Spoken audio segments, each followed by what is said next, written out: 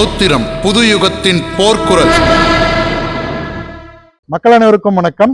2 வாரங்களுக்கு முன்பாக நம்மளோட சேனல்ல ஒரு செய்தி ஒன்று பதிவிட்டு இருந்தோம். ஒரு காணொலி காட்சி பதிவிட்டு இருந்தோம்.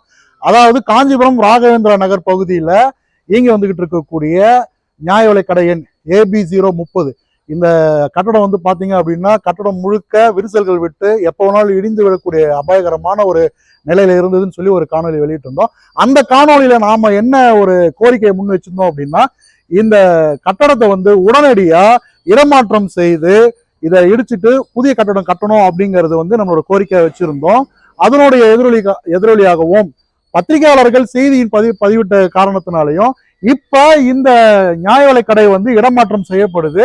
இந்த நிகழ்வானது கிட்டத்தட்ட காலம் கடந்த ஒரு நிகழ்வாக இருந்தாலும் இது வந்து உண்மையிலே பாராட்டக்கூடிய ஒரு விஷயமா இருக்கு.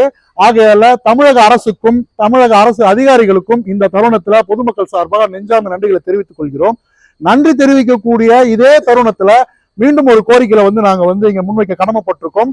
இங்க வசிச்சு வரக்கூடிய பொதுமக்களுடைய பாதுகாப்பு மற்றும் இந்த தெருவில் இருக்கக்கூடிய பிள்ளைகளுடைய பாதுகாப்பு காரணமாக இந்த கட்டடத்தை வந்து உடனடியா இடிச்சிட்டு கட்டுமான பணிகளை வந்து துவங்கணும்னு கோரிக்கை வைக்கிறோம். காரணம் என்னன்னா, இந்த இடம் வந்து குழந்தைகள் விளையாடக்கூடிய பிரதானமான இடமா இருக்கக்கூடிய காரணத்தினால இந்த கட்டடம் எப்போ வேணாலும் இடிஞ்சு வரக்கூடிய சூழ்நிலை இருக்கு.